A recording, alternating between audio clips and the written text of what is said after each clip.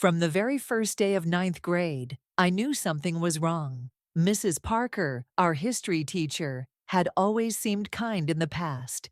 But when Tasha walked in, a new student with radiant dark skin and confidence that lit up the room, Mrs. Parker's demeanor changed.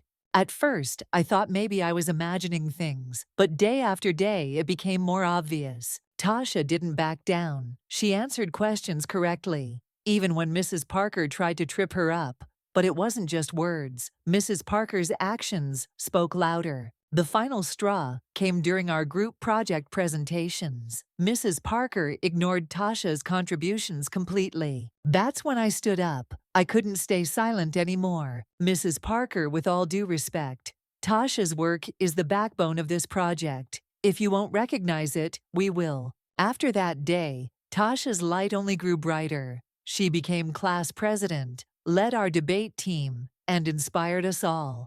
Mrs. Parker never admitted her bias, but she became quieter, and we made sure Tasha's voice was always heard. Tasha taught us all a lesson Mrs. Parker never could. Courage and kindness can outshine even the darkest shadows. This story provides moments of tension and inspiration while illustrating resilience in the face of adversity.